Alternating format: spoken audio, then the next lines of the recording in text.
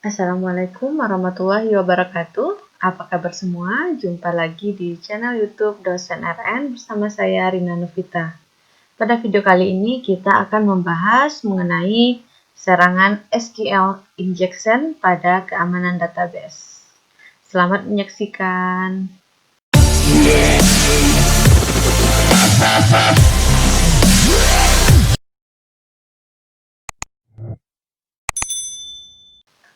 Baik, pada video kita sebelumnya kita sudah membahas mengenai konsep dasar dari keamanan database. Materi kita kali ini kita akan membahas mengenai serangan SQL injection, dampak dari serangan SQL injection, jenis serangan, klasifikasi serangan, cara kerja serangan SQL injection, contoh kasus yang pernah terjadi akibat dari serangan SQL injection, dan cara pencegahan terhadap serangan SQL injection. Yang pertama, kita lihat dulu apa yang dimaksud dengan SQL injection.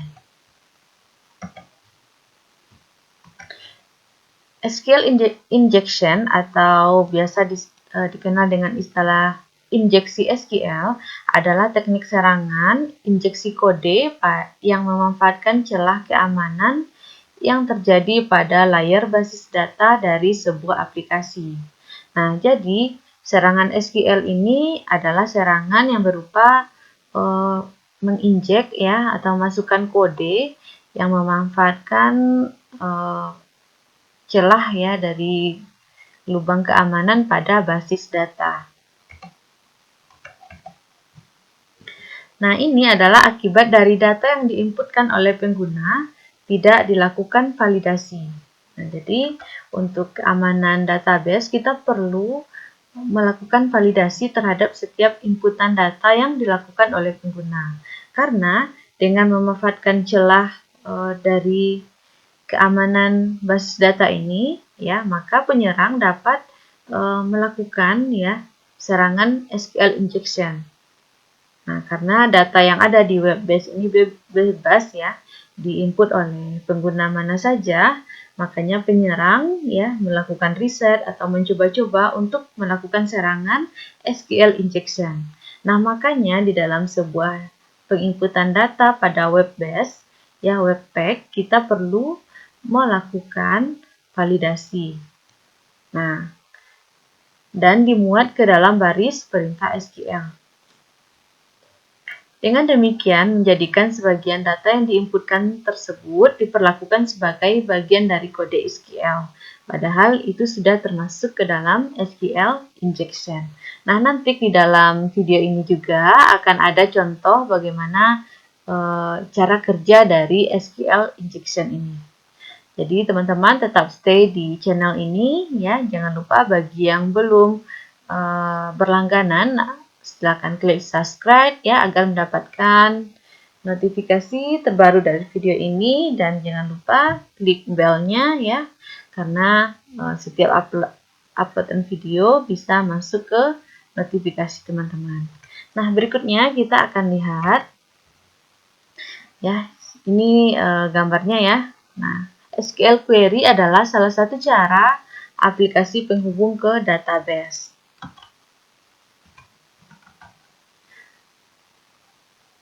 Nah, ini ya SQL injection terjadi ketika aplikasi gagal untuk membersihkan data yang tidak dipercaya seperti data dalam bidang formulir web dalam query database. Nah, penyerang dapat menggunakan perintah SQL yang dibuat khusus untuk mengelabui aplikasi agar meminta database untuk mengeksekusi perintah yang tidak diduga. Nah, jadi konsep dari SQL injection ini ya, nah melalui ya kode yang kita inputkan ya menggunakan SQL query. Nah, jadi penyerang melakukan pengelabuan terhadap inputan data sehingga ya server melakukan atau mengeksekusi perintah yang sebenarnya itu merupakan sebuah serangan terhadap database.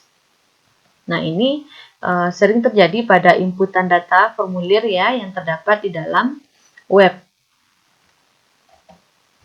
Nah, apa saja dampak yang mungkin terjadi akibat dari serangan SQL injection? Nah, sebelum kita masuk ke dalam dampak serangan SQL injection ini, ya, perlu kita ketahui bahwa SQL injection ini merupakan salah satu resiko aplikasi atau situs web yang paling sering ditemukan. Nah, berdasarkan dari data rekapitulasi dari Badan Sandi Negara, ya, Badan Cyber dan Sandi Negara, ya, ini menyebutkan bahwa 32% dari aplikasi web paling tidak memiliki satu kerentanan SQL. Dan 73% laporan kerentanan ini merupakan ya kerentanan dari SQL. Nah, berdasarkan statistik di atas, meskipun termasuk ke dalam kerentanan yang mudah untuk dicegah, saat ini SQL injection tetap menjadi resiko pada aplikasi web yang paling sering ditemukan. Dan banyak organisasi memiliki kerentanan terhadap potensi kebocoran data akibat dari serangan SQL injection ini. Nah, dampak dari serangan SQL injection ini yang pertama adalah melakukan bypass terhadap mekanisme autentikasi. Nah, serangan ini ya, di mana teknik serangan ini memungkinkan penyerang untuk masuk ke dalam aplikasi dengan hak akses administratif tanpa menggunakan username dan password yang valid. Nah, ini adalah dampak dari serangan SQL ya. Sebenarnya dampak ini cukup beragam ya. Nah, yang kedua adalah melakukan modifikasi data atau compromise integration data. Melakukan teknik serangan, melalui teknik serangan ini ya, penyerang melakukan perubahan terhadap konten data yang tersimpan di dalam basis data, atau bisa juga memanfaatkan celah keamanan untuk memasukkan konten yang berbahaya ke dalam halaman web. Nah, dalam kasus database yang diubah merupakan database perbankan, penyerang mungkin saja ya melakukan pengubahan terhadap transaksi nasabah ataupun bisa juga memindahkan rekening nasabah ke rekening yang dikendalikan oleh si penyerang, sehingga ini akan menimbulkan dampak finansial bagi si korban. Nah, berikutnya yang ketiga adalah melakukan kompromis terhadap ketersediaan data. Nah, dalam serangan ini, ya penyerang melakukan penghapusan terhadap seluruh data yang tersimpan di dalam basis data. Nah, jadi dengan dilakukannya penyerangan terhadap basis data ini ya, terutama dalam menghapus basis data, tentu ya ketersediaan dari data yang dibutuhkan itu akan hilang, sehingga ya berpotensi terhadap aspek ketersediaan atau availability dari sistem tersebut. Nah, berikutnya adalah dampak serangan SQL injection-nya adalah melakukan pencurian informasi. Nah, serangan ini juga dapat dimanfaatkan oleh penyerangan untuk melakukan pencurian informasi sensitif yang tersimpan di dalam basis data. Nah, dampak yang berikutnya adalah eksekusi perintah jarak jauh atau remote command execution, di mana melalui teknik serangan ini penyerang juga dapat melakukan perintah eksekusi melalui database yang memungkinkan penyerang untuk mengambil alih status host ataupun target. Dan yang dampak terakhirnya adalah bisa melakukan impersonasi pengguna, ya, di mana penyerang memanfaatkan serangan ini untuk melakukan impersonasi atau mengambil data personal seseorang yang pribadi dengan memanfaatkan akun pengguna yang aktif di dalam basis data. Jadi inilah beberapa dampak serangan SQL injection, ya. Ada 6 ya, bisa melakukan bypass terhadap mekanisme autentikasi, bisa melakukan modifikasi terhadap data, bisa melakukan compromise ya terhadap ketersediaan data, melakukan pencurian informasi, melakukan eksekusi perintah jarak jauh, dan melakukan impersonasi dari pengguna. Nah, berikutnya kita akan lihat jenis-jenis serangan pada SQL injection. Jenis yang pertama adalah tautology based attack. Nah, tautology based attack ini adalah jenis serangan yang memiliki tujuan utama untuk menginjeksi kode, ya, memasukkan kode pada satu atau lebih baris perintah SQL dengan kondisi bersyarat, sehingga perintah atau baris perintah tersebut akan dieksekusi dengan nilai true. Nah, ini contohnya ya. Select account from user where login. Nah, ini atau ini. Dan passwordnya ini atau PIN-nya ini. Makanya ini bisa dinilai atau dieksekusi oleh SQL-nya dengan nilai true. Di mana dalam tautology based attack ini ya penyerang juga melakukan eksplorasi parameter yang akan diinjeksi yang digunakan di dalam baris perintah SQL query dengan sintak kondisional ya yang bersyarat where. Nah, di mana ada where di sini ya akan memudahkan penyerang untuk melakukan serangan injeksi SQL. Jadi tujuan dari serangan tautology based attack ini adalah melakukan bypass terhadap mekanisme autentikasi ya di mana dia mengambil autentikasi ya keaslian dari pemilik yang menginput sehingga dia bisa menggunakan hak akses orang ya. Kemudian bisa mengidentifikasi parameter yang dapat diinjeksi dan melakukan ekstraksi data. Kemudian jenis serangan yang kedua adalah query ilegal atau query yang secara logik salah. Nah, serangan ini memungkinkan penyerang untuk memperoleh informasi mengenai tipe dan struktur dari back-end basis data dari sebuah aplikasi web. Dan tujuan dari serangan ini adalah yang pertama untuk mengidentifikasi parameter yang dapat diinjeksi, melakukan database fingerprinting, ya, di mana database untuk fingerprint terdapat data-data dari anggota yang banyak ya, dan kemudian melakukan ekstraksi data. Nah, ini bisa kita lihat contohnya adalah select akun from nasabah, where login ini dan password and PIN. Nah, ini adalah contoh SQL untuk penyerangan ilegal ya, logical incorrect queries. Berikutnya adalah jenis serangan union query, di mana ya dalam serangan ini penyerang melakukan eksploitasi terhadap parameter yang rentan untuk mengubah dataset yang dikembalikan dari perintah query yang dijalankan. Nah, tujuan dari serangan ini adalah melakukan bypass autentikasi dan melakukan ekstraksi data. Ini bisa contohnya select akun from nasabah where login, ini union. Ya, select nomor kartu from nomor kartu kredit where nomor akun ini dan ini NPIN.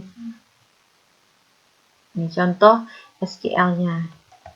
Berikutnya ada jenis serangan PG backend query, di mana dalam serangan ini penyerang berupaya untuk menginjeksi tambahan perintah query ke dalam perintah query yang asli. Jadi kerentanan terhadap serangan jenis ini umumnya tergantung pada konfigurasi basis data yang mengizinkan beberapa perintah query SQL di dalam satu string tunggal. Tujuan dari serangan ini adalah untuk melakukan ekstraksi data untuk menambah dan memodifikasi data, melakukan serangan DOS, denial of service, dan ataupun mengeksekusi perintah jarak jauh. Ini contoh SQL-nya, select akun from nasabah, where login, do, and pass, drop tabel nasabah, and pin 123. Nah, berikutnya adalah jenis serangan berupa store procedure. Nah, jenis serangan store procedure ini adalah berupa perintah yang berupa prosedur atau langkah yang terurut. Nah, di mana penyerang berusaha untuk mengeksekusi store procedure, ya, prosedur atau langkah-langkah yang terurut. Misalnya setelah melakukan ini, berikutnya ini, ya, dan berikutnya adalah melakukan yang ini. Dan itu harus urut. Nah, tujuan dari serangan ini adalah melakukan privilege escalation, ya, di mana privilege escalation ini adalah penyerang ingin mendapatkan hak akses yang penuh. Kemudian melakukan serangan DOS ataupun melakukan eksekusi jarak jauh.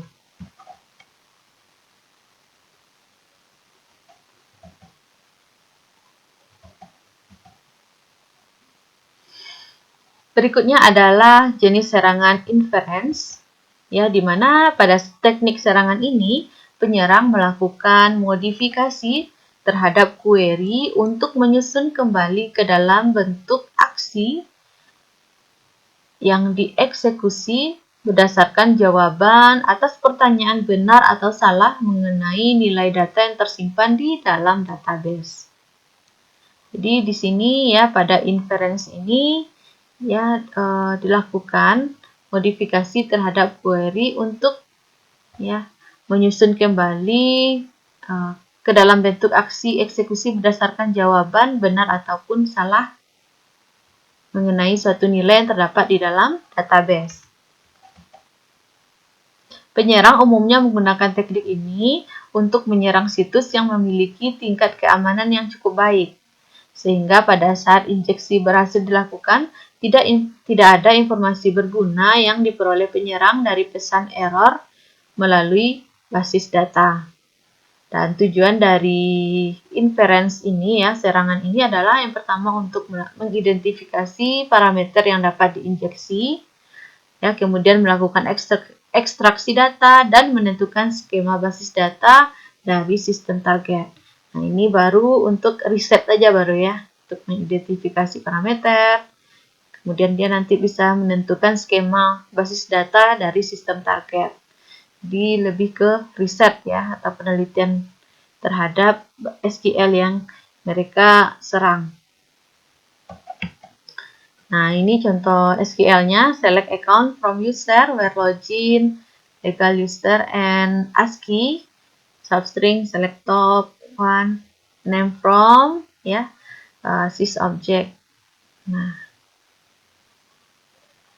berikutnya adalah jenis serangan yang ada, ya, yang alternate encoding. Nah, di mana dalam serangan ini, ya, dilakukan dengan memodifikasi teks yang diinjeksi dengan tujuan untuk menghindari deteksi oleh mekanisme defensif dari teknik penguraman dan juga beberapa mekanisme pencegahan otomatis terhadap serangan SQL injection. Jadi dalam serangan ini penyerang juga waspada, ya, dan melakukan penghindaran terhadap deteksi terhadap serangan yang dilakukannya. Tujuan dari serangan ini adalah hanya untuk mengelabui, ya, menghindari atau mengelabui deteksi parameter dari keamanan. Nah, ini contoh SQL-nya, select account from user, where login, legal user, asset card, ya, karakternya ini, and pass, and pin.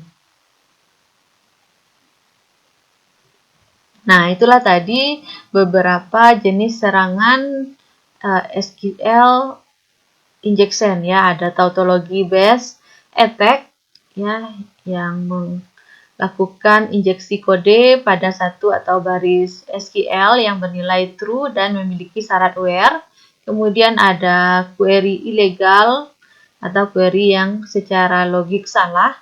Ini ya untuk memperoleh informasi mengenai tipe dan struktur dari backend basis data pada satu halaman web. Kemudian ada union query, di mana serangan ini untuk mengeksploitasi terhadap parameter yang rentan untuk mengubah dataset yang dikembalikan dari perintah query yang dijalankan. Kemudian ada PG backend query, ya, di mana dalam PG backend query ini penyerang melakukan ya injeksi tambahan perintah query terhadap perintah query yang asli. Kemudian ada store prosedur, di mana dilakukan serangan terhadap store prosedur ya, atau prosedur-prosedur yang terdapat di dalam SQL.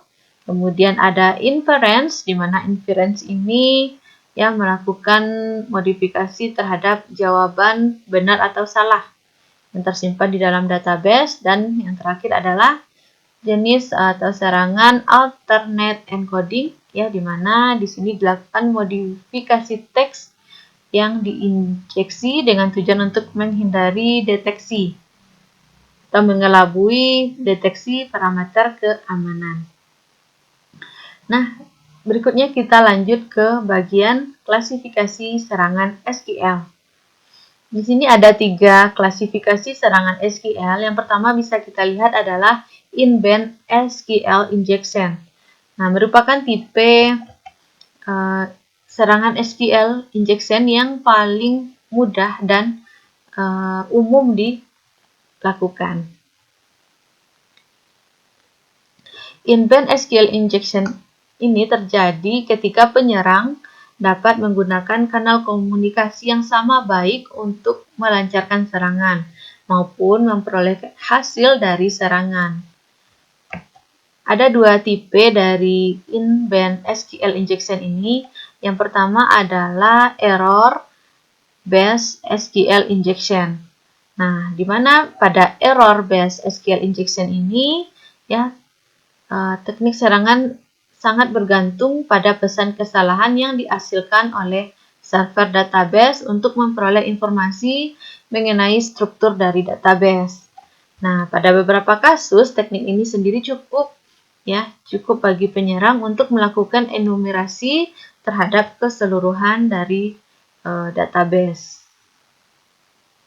Kemudian ada yang kedua adalah union based SQL injection, di mana dalam teknik serangan ini memanfaatkan operator SQL union untuk mengkombinasikan hasil dari satu atau lebih perintah select ke dalam satu hasil yang kemudian dikembalikan sebagai bagian dari HTTP response.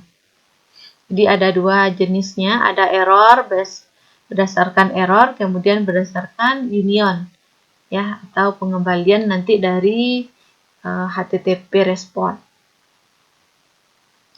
Kemudian jenis yang kedua adalah inferential SQL injection. Nah, tidak seperti in-band SQL injection, ya, serangan dari tipe inferential SQL injection ini membutuhkan waktu yang lebih lama bagi penyerang untuk melakukan eksploitasi. Nah, di mana pada serangan ini tidak ada data yang ditransfer melalui aplikasi web dan penyerang tidak dapat mengetahui hasil dari serangan melalui kanal komunikasi yang digunakannya. Hal ini menyebabkan tipe SQL ini juga disebut dengan istilah blind SQL injection, karena penyerang tidak tahu, ya, tidak bisa memantau apakah hasil serangannya itu berhasil atau feedbacknya belum dapat diketahui secara cepat karena butuh waktu yang lama. Ada beberapa tipe dari inferential SQL injection ini. Yang pertama adalah blind Boolean based SQL injection. teknik ini merupakan salah satu teknik yang tergantung pada pengiriman query SQL ke database yang memaksa aplikasi untuk mengirimkan nilai balikan yang berbeda, tergantung pada query balikan yang diberikan true atau false. Nah, teknik serangan blind boolean based SQL injection ini ya sangat lambat, khususnya pada database yang berskala besar, karena penyerang akan melakukan enumerasi terhadap database karakter per karakter. Kemudian ada istilahnya blind time based SQL injection, ya, jenis tipe dari inferential SQL injection yang kedua, ya, di mana blind time ini adalah teknik inferensial yang bergantung pada pengiriman SQL ke database yang memaksa database untuk menunggu dalam rentang waktu tertentu, dalam detik ini rentangannya ya, sebelum melakukan respon. Waktu respon tersebut akan mengidentifikasikan ya kepada penyerang hasil query yang dilakukan true atau false. Nah, bergantung pada nilai balikan yang dihasilkan. Respon HTTP akan dikembalikan dengan jeda atau dikembalikan dengan segera. Hal ini memungkinkan penyerang untuk menyimpulkan ya jika payload yang digunakan menghasilkan nilai balikan true ataupun false. Meskipun tidak ada data yang diperoleh dari nilai balikan database tersebut. Teknik serangan ini sangat lambat ya, khususnya pada database yang sangat besar, karena penyerang akan melakukan enumerasi terhadap database ya, karakter per karakter.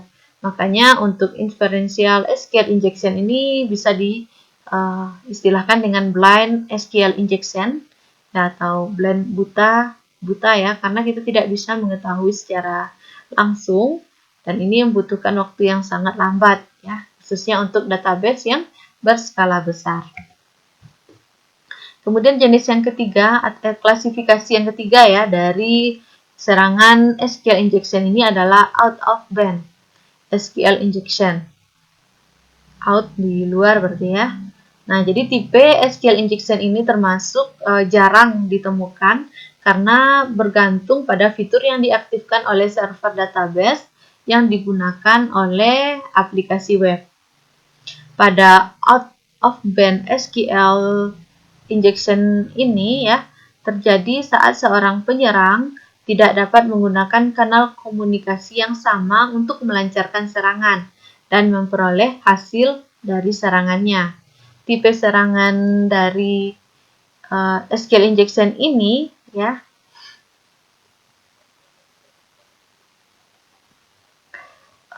menjadi alternatif teknik inferential time based bagi penyerang, terutama jika respon dari server tidak stabil.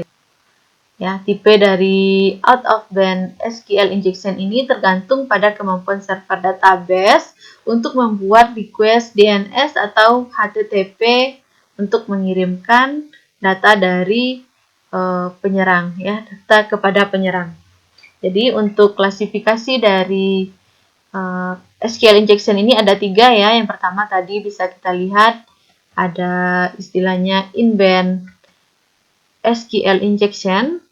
Ya, ini adalah yang paling umum terjadi, di mana untuk in-band ini kita bisa melakukan serangan terhadap error based SQL injection ataupun union based SQL injection.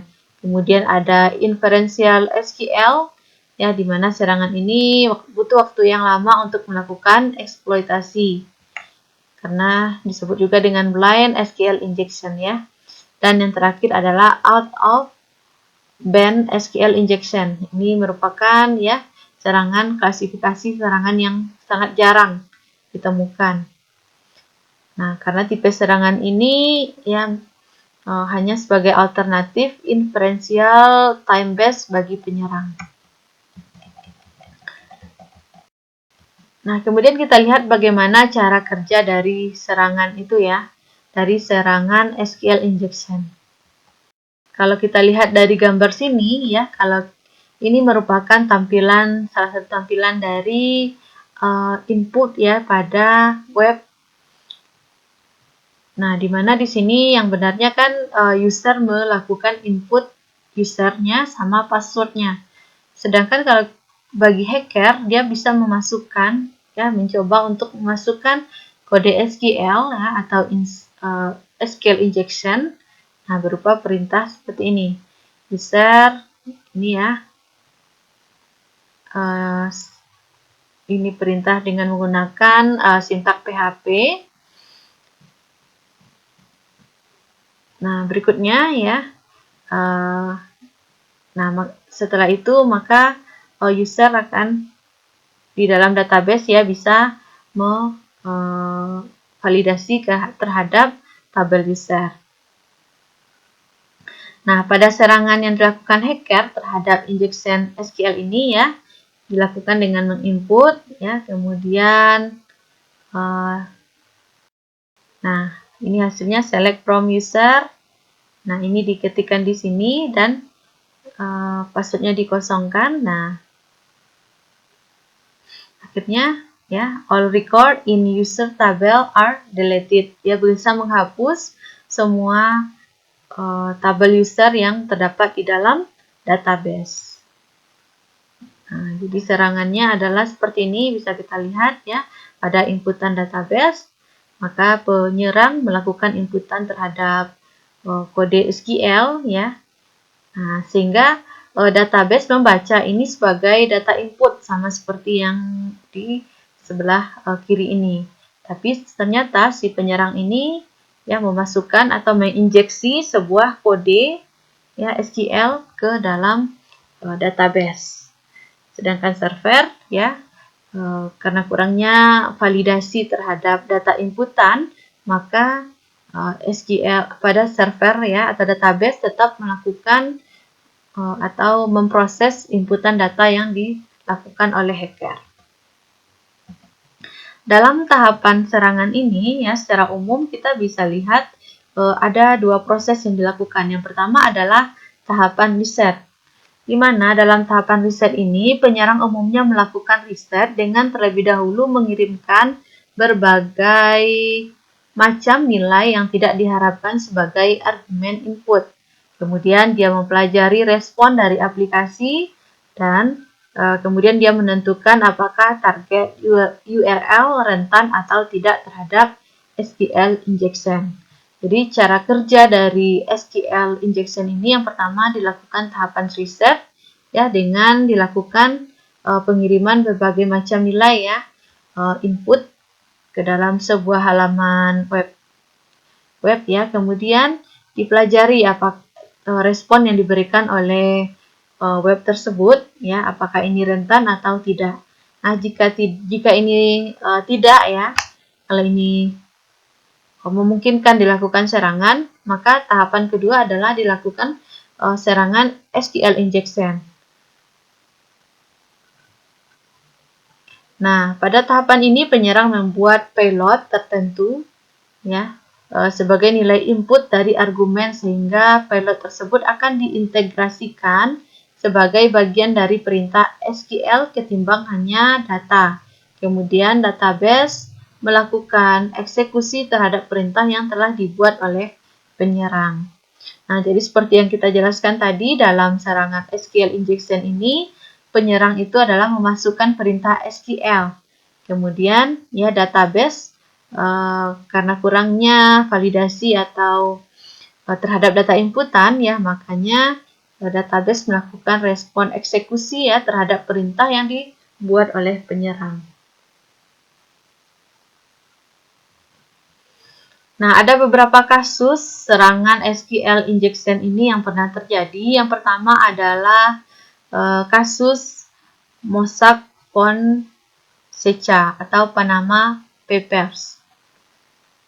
Nah, di mana di sini ya Panama Papers ini ya terjadi pada tahun 2016.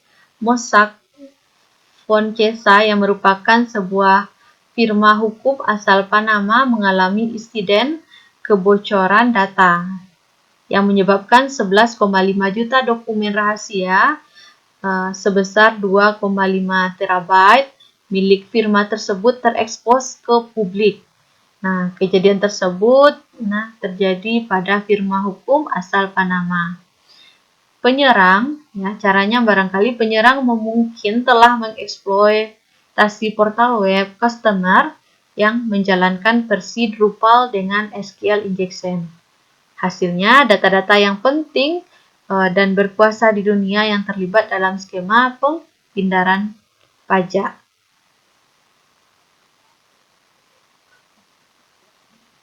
Nah, kebocoran data yang pada insiden Panama Papers ini bermula dari hacker yang memanfaatkan sebuah kerentanan SQL injection yang terdapat pada Content Management System atau CMS Drupal. Jadi, web ini dibuat menggunakan CMS Drupal pada portal web firma hukum tersebut. Dokumen rahasia yang bocor dapat dalam insiden ini ya dikenal dengan Panama Papers dan berisi bagaimana pengguna jasa Mossack Fonseca yang banyak diantaranya merupakan tokoh-tokoh penting di dunia menghindari pajak. Nah, jadi bocor di sini ya. Insiden yang terjadi pada Mossack Fonseca ini menyebabkan runtuhnya reputasi Mossack Fonseca dan dampak finansial bagi firma hukum tersebut sehingga pada tahun 2018 tepatnya pada 14 Maret 2018 ya Mossack Fonseca mengumumkan berhenti beroperasi. Nah, jadi akibat dari serangan SQL injection ini ya ke Panama Papers ataupun Mossack Fonseca ya akhirnya berhenti beroperasi pada tahun 2018, tepatnya 2 tahun setelah dilakukannya penyerangan. Berikutnya adalah WADA, World Anti-Doping Agency.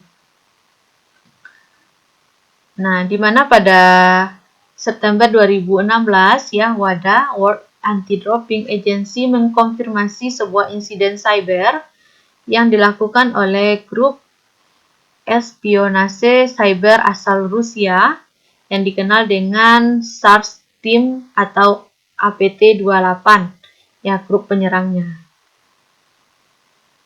Nah, di mana terdapat 2 serangan penyerang menggunakan SQL injection untuk mencuri alamat email dan password dari server yang dimiliki oleh WADA. Kemudian, ya digunakan untuk melakukan spear phishing ke sistem yang menyimpan rekam medis. Hasilnya adalah atlet Amerika diberikan kompensasi berupa izin untuk menggunakan obat-obatan yang tergolong sebagai doping ya untuk menambah stamina saat melakukan pertandingan. Nah, grup dari SAR Team atau APT28 ini ya diketahui memperoleh illegal access ya ke dalam database sistem manajemen atau administrasi anti-doping milik WADA menggunakan akun yang dibuat oleh International Olympic Committee atau untuk ya Olimpiade Rio 2016. Nah, insiden cyber yang terjadi pada WADA ini diketahui dilakukan ya dengan menggunakan tadi 2 serangan ya. Yang pertama dia melakukan pencurian terhadap email dan password. Kemudian ya dilakukan spear phishing kepada personal WADA. Tujuannya adalah untuk mencuri kredensial untuk masuk ke dalam sistem yang menyimpan data rekam medis dari atlet. Jadi serangan ini ditujukan kepada atlet. Nah, sehingga tadi ya bisa kita ketahui. Nah, di sini ada artikel yang menyebutkan kebocoran akun dan password pada server WADA akibat SQL injection. Ini berita yang dimuat di tahun 2016 tersebut. Ini adalah pengumuman dari insiden WADA pada halaman web WADA. Jadi yang WADA ini lebih ke atlet ya, serangan terhadap data yang menyimpan data atlet khususnya untuk pertandingan Rio 2016, Olimpiade Rio 2016. Oke, berikutnya serangan yang jenis kasus yang ketiga ya yang bisa kita lihat. Ini di tahun 2016 juga kita kenal dengan Philippines Commission on Election atau COMELEC. Nah, di mana ya sebanyak 55 juta data pribadi yang terdaftar sebagai pemilih di Filipina mengalami kebocoran data. Nah, serangan dari SQL injection ini adalah menggunakan tool SQL Map pen testing untuk mencuri data dari backend database milik Oracle. Nah, data yang bocor berupa detail informasi biometrik dan nomor password pemilih yang berpotensi disalahgunakan oleh pihak tidak berwenang berupa pemerasan dan penipuan. Nah, jadi di sini ya untuk COMELEC ini lebih ke arah politik, apalagi diarahkan terhadap pemilu ya. Nah, jadi pada bulan Maret 2016 ya grup hacker yang menamakan dirinya sebagai Anonymous Philippines meretas masuk ke dalam situs KPU Filipina atau COMELEC ya dan melakukan defense terhadap situs web tersebut. Pada hari yang sama, grup hacker Luisec Philippines juga mempublikasikan sebuah link online yang diklaim berisikan keseluruhan database COMELEC yang berisi 55 juta informasi pribadi pemilih terdaftar, sekitar 340 GB. Nah, ini insiden data breach COMELEC ya. Nah, ini gambarnya bisa kita lihat data kelompok yang membocorkan data pemilih dari server COMELEC. Insiden cyber yang menyebabkan kebocoran data pemilih Filipina ini diketahui berkaitan dengan kerentanan SQL injection yang terdapat pada sistem yang menyimpan jutaan data pribadi pemilih. Ya, lebih kurang ada 55 juta informasi pribadi seperti informasi biometrik dan data paspor yang digunakan pemilih ya untuk melakukan pemilihan dalam pemilu di informasi pribadi ini bocor dan berpotensi disalahgunakan oleh pihak yang tidak bertanggung jawab guna untuk melakukan pemerasan ataupun penipuan. Dan ini kasus yang ketiga ya adalah Qatar National Bank.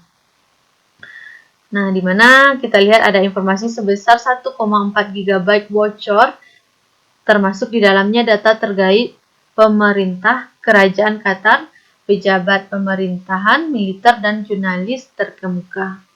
Nah, penyerangan ya, bagaimana teknik penyerangannya? Di sini adalah penyerang menggunakan tools SQL Map pen testing untuk mencuri data dari backend milik database Oracle.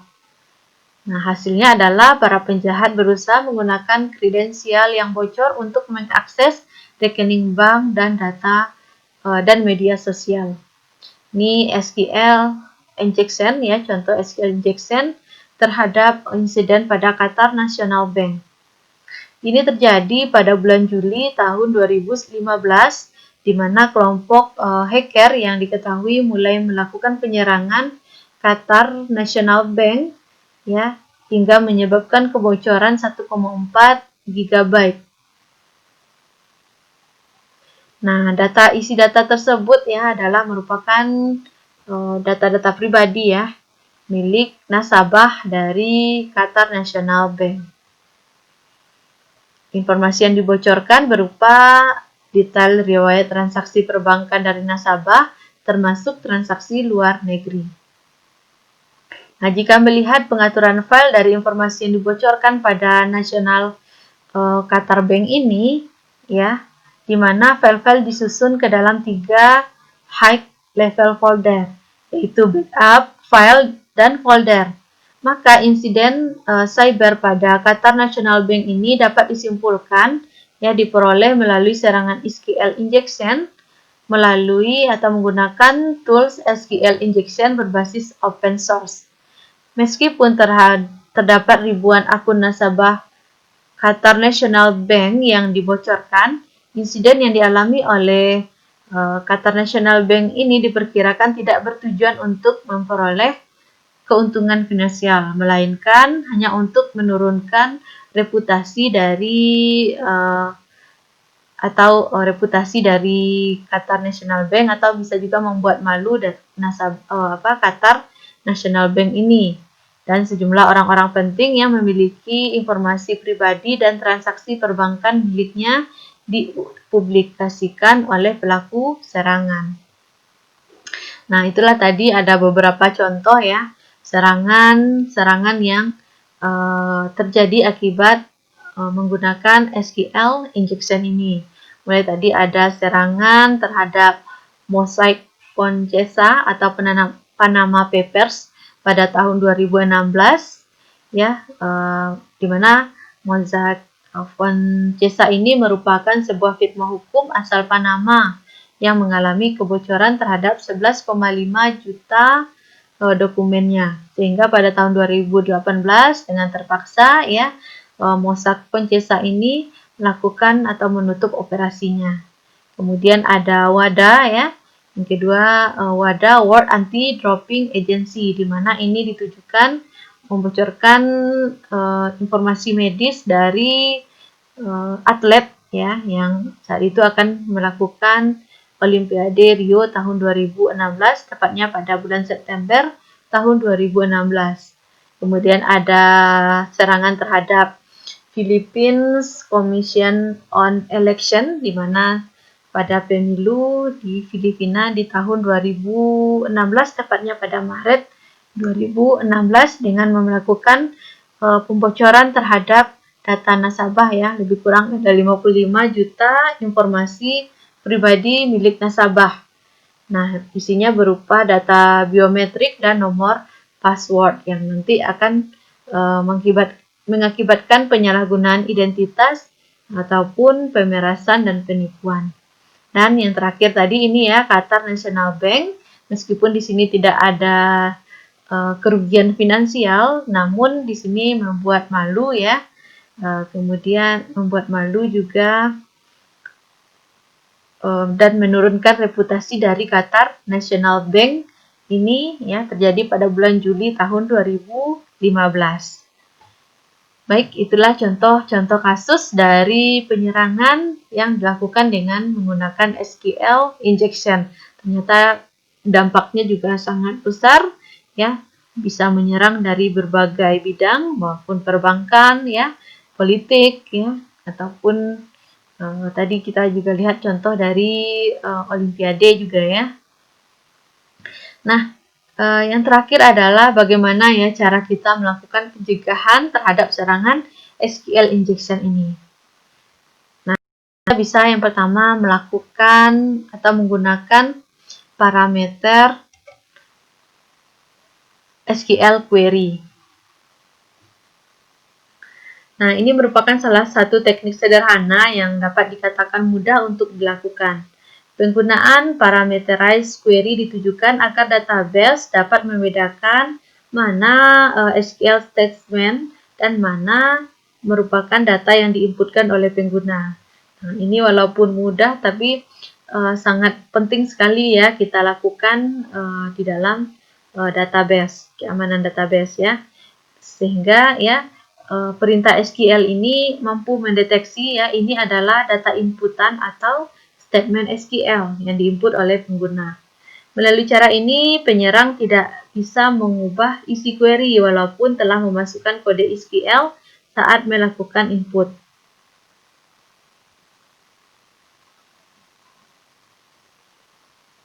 Nah, berikutnya adalah melakukan pengecekan pola atau pattern check. Nah, ini gunanya adalah untuk melakukan validasi input data dengan menggunakan regular expression. Secara umum ya, terdapat dua hal yang dapat dilakukan untuk melakukan validasi input ini, yaitu pertama dengan melakukan whitelist ya. Whitelist yaitu hanya menerima input data yang memang benar-benar diketahui baik. Beberapa hal yang perlu menjadi pertimbangan ya melalui cara ini antara lain nilai yang diizinkan, tipe data, ukuran data, data range, ya, konten dari data. Jadi di sini harus kita melakukan, ya, atau menyamakan polanya, yang data apa saja yang boleh diinputkan. Kemudian bisa juga dengan melakukan validasi input menggunakan blacklisting, di mana hanya menolak input data yang memang benar-benar diketahui tidak baik. Hal ini dapat dilakukan, ya, pada teknik yang mengandung konten yang berbahaya.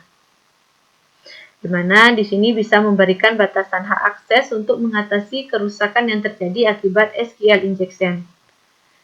Jadi jangan sesekali, ya, Anda login ke database menggunakan akses admin sebagai root. Namun Anda dapat menggunakan akses istimewa yang telah ditentukan untuk membatasi ruang lingkup sistem. Nah, itu cara pencegahan terhadap serangan SQL injection yang kedua. Berikutnya adalah kita bisa menambahkan escape karakter. Nah, apa itu escape karakter, ya? Escape karakter ini memiliki makna khusus di SQL. Misalnya, karakter yang memiliki makna khusus di SQL yakni single quote, ya, atau tanda petik 1 di dalam parameter dapat diinterpretasikan sebagai dua single quote atau petik 2. Maka, untuk menghindari kesalahan eksekusi dalam database, tambahkan karakter escape seperti backslash, ya, atau slash, ya, sehingga karakter single quote akan tetap diartikan sebagai single quote oleh database. Jadi, kita bisa tambahkan di dalam database atau kode SQL-nya dengan menambahkan karakter escape. Bisa berupa backslash, ya, atau tanda garing, ya, garis miring. Dan yang keempat, kita bisa melakukan menonaktifkan informasi pesan kesalahan aplikasi atau error. Nah, salah satu kebiasaan yang kerap dilakukan oleh pengembang aplikasi pada saat masa pengembangan adalah mengaktifkan mode debug. Ya, debug artinya ini kesalahannya di mana, ya, memberitahukan pengguna, ya, bahwa kesalahannya ada di sini. Nah, mode debug ini, ya, digunakan pengembang guna untuk memudahkan, ya, pengembang dalam menemukan kesalahan dalam aplikasi yang dikembangkannya. Nah, hal ini tentu memberikan celah, ya, bagi penyerang untuk melakukan serangan SQL injection. Namun kerap kali pengembang lupa untuk menonaktifkan mode debug saat aplikasi sudah memasuki, ya, masa penggunaan atau production. Sehingga hal ini kerap kali menjadi keuntungan bagi penyerang, ya, dengan teknik SQL injection untuk mengetahui parameter URL mana yang rentan terhadap serangan ini. Sehingga untuk menghindari hal ini cukup dengan menonaktifkan mode debug pada aplikasi untuk mencegah pesan error yang ditampilkan, ya, yang dimanfaatkan oleh pihak penyerang. Di ini tadi cara pencegahan serangan SQL keempat, yaitu dengan melakukan menonaktifkan informasi pesan kesalahan aplikasi atau error. Dan yang kelima adalah amankan database yang digunakan. Beberapa cara yang dapat digunakan untuk mengamankan database yang digunakan antara lain bisa dengan mendefinisikan dengan baik hak akses dari pengguna yang mengakses database serta memberikan hak akses terhadap pengguna sesuai dengan hak akses yang diperlukan. Kemudian yang kedua, kita bisa melakukan pengamanan database ini dengan menggunakan teknik enkripsi, ya. Teknik enkripsi sudah kita bahas secara lengkap di channel ini, ya. Bagi teman-teman yang baru bergabung bisa putar kembali videonya, ya, yang terdapat di dalam channel ini, ya. Dengan menggunakan teknik enkripsi ini, data yang tersimpan di dalam database akan aman, ya. Dan ini juga bisa bertujuan untuk data yang berhasil dicuri oleh penyerang akan butuh waktu lagi ya untuk mendapatkan informasi dari data yang tersimpan tersebut. Kemudian kita juga bisa melakukan menonaktifkan akses dari publik untuk mengakses database yang kita miliki. Dan yang terakhir, kita bisa melakukan pengamanan database dengan melakukan penggantian password secara berkala pada akun yang digunakan untuk mengakses database. Nah, itu tadi amankan database yang digunakan. Berikutnya adalah lakukan pengujian keamanan aplikasi secara berkala. Hal ini bertujuan agar celah keamanan terkait dengan aplikasi yang digunakan dapat diketahui secara dini. Dengan demikian, langkah preventif ataupun perbaikan terhadap celah keamanan tersebut dapat segera dilakukan. Ya, karena kita perlu melakukan pengujian terhadap aplikasi yang kita jalankan itu secara berkala. Dan yang terakhir adalah upaya untuk mencegah serangan SQL ini, kita bisa menggunakan perangkat keamanan web application firewall. Hal ini bertujuan untuk mendeteksi dan memblok serangan SQL injection ya, berjalan sukses pada aplikasi yang kita miliki.